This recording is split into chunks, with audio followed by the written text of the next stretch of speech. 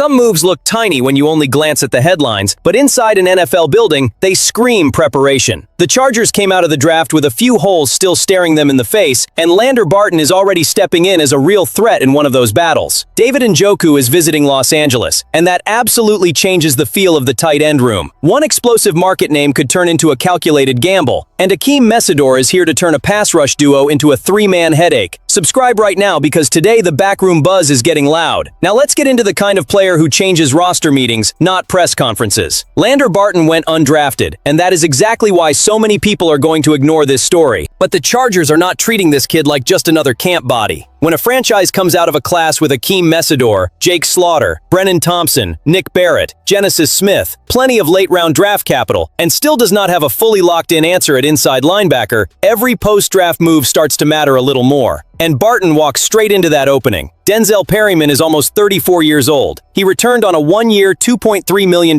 deal, and that says two things at the same time. The Chargers still respect the veteran, but they also know they have to find the next guy. Junior Colson was supposed to be much further along in this conversation, but that serious shoulder injury erased his entire second season. Troy Dye brings value on special teams. Dayan Henley looks like an important young piece. But who is the second linebacker who can take on contact, close running lanes, and earn real Sunday trust? That answer is still not locked in. That is where Barton becomes a dangerous name on the depth chart. Christopher Knox from Bleacher Report viewed him as one of the undrafted free agents with a legitimate chance to make the Chargers roster. And that evaluation matches what you see on tape. 6'4.5", 233 pounds, room to add weight, physical mentality, production at Utah, 55 tackles, and 3.5 tackles for loss in 13 games last season. He does not need to come in selling some fantasy. He needs to tackle cleanly, read quickly, and be dependable in those dirty snaps. Now, the limitation is real. A 4.79 40 does not turn anyone into a modern coverage missile.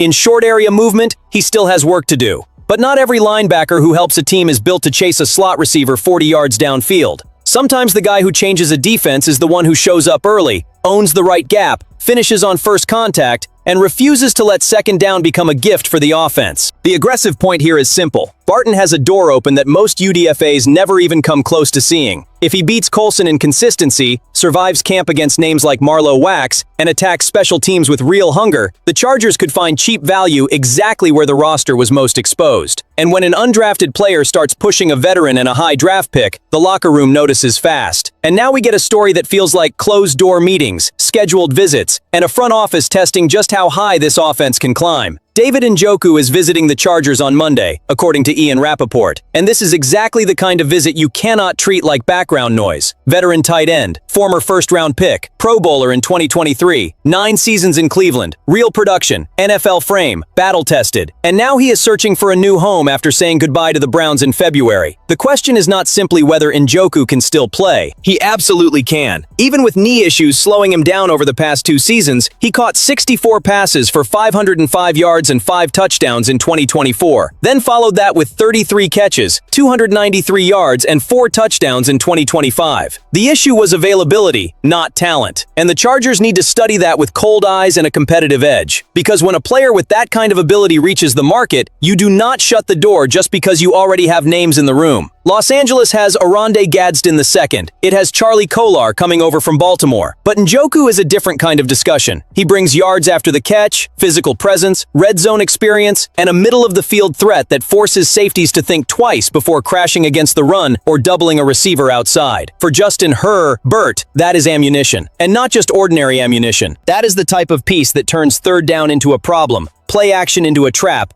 and heavy coverage into an invitation to attack the seam. Cleveland moved in another direction because Harold Fannin Jr. exploded as a rookie, with 72 catches, 731 yards, and 6 touchdowns. It makes sense for them to turn the page. For the Chargers, it makes sense to find out if that page still has some fire left on it. Njoku visited the Ravens in March, according to Adam Schefter, but Baltimore already had Mark Andrews, Durham Smythe, and then added 2 rookies to the room. In Los Angeles, the read is different. This is an offense trying to add layers, become less predictable, and give Herbert targets who can damage defenses in different ways. The medical risk has to matter. Nobody is calling for a blind contract or reckless excitement. But if the visit showed the body is responding, if the price fits reality, and if Njoku accepts a strong rotational role, I want Joe Horty's aggressive, because serious contenders do not sit around waiting for the perfect piece to arrive gift-wrapped. Serious contenders test the market, press the opportunity, and build the arsenal before another team wakes up. Now hold on, because this is where the script leaves the depth battle and steps into the kind of territory that makes defensive coordinators lose sleep.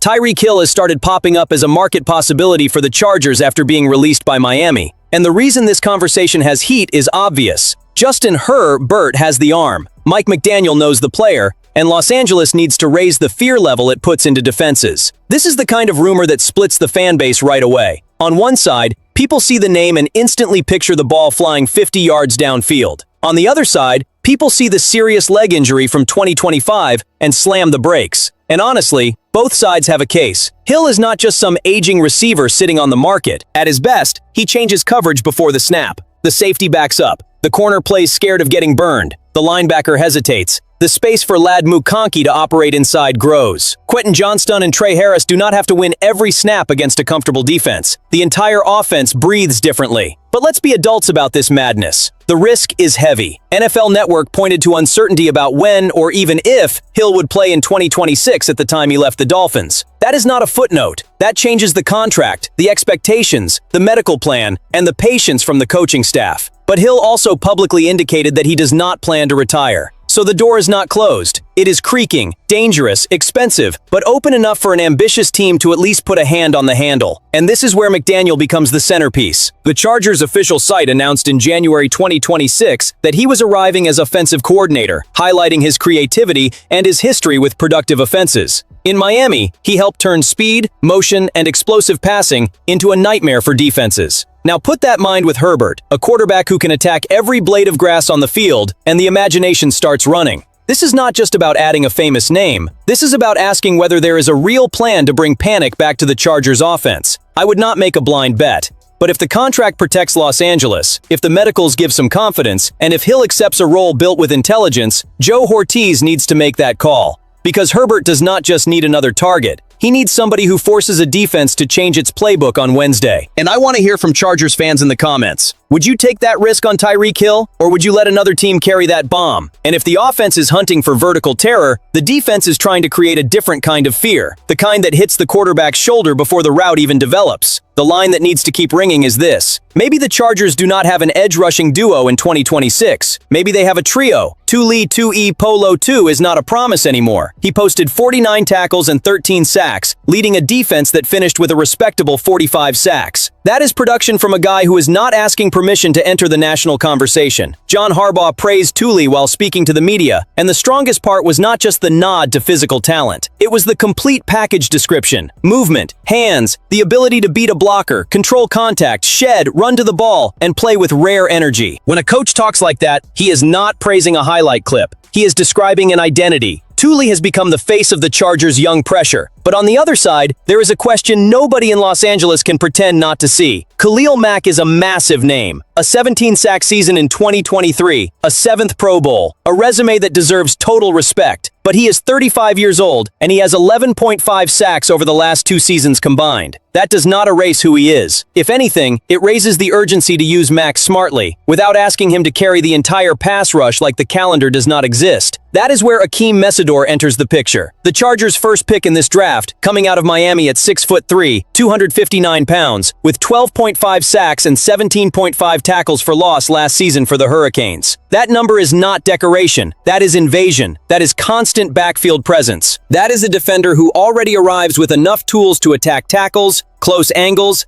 kick inside in certain packages, and turn rotational snaps into real pressure. And this is the read I will defend without apologizing. Mesidor does not need to take Mack's spot to make an impact. He needs to multiply the problems. If Thule draws attention, if Mack still demands respect, Mesidor can become the third punch, the fresh body on third down, the moving piece Jesse Minter uses to wreck protections and keep quarterbacks from breathing clean air. The modern NFL does not forgive defenses that only have one path to the passer. The Chargers look like they are building several, and if Mesidor catches up to the speed of the league quickly, this defense stops being just good and starts becoming uncomfortable to face. In the end, all of this comes down to posture. Barton is the hidden fight for a role that could become part of the future. Njoku is the visit that shows this offense is looking for more muscle around Herbert. Tyreek Hill is the dangerous rumor, loaded with risk, but carrying a ceiling that forces any serious team to think. Mesidor is the bet that could give the Chargers pressure another layer. Los Angeles is not building a roster to please a spreadsheet. It is hunting for an edge. So hit the like button, subscribe to the channel, and turn on notifications, because the next twist could arrive before the rest of the league even sees it coming.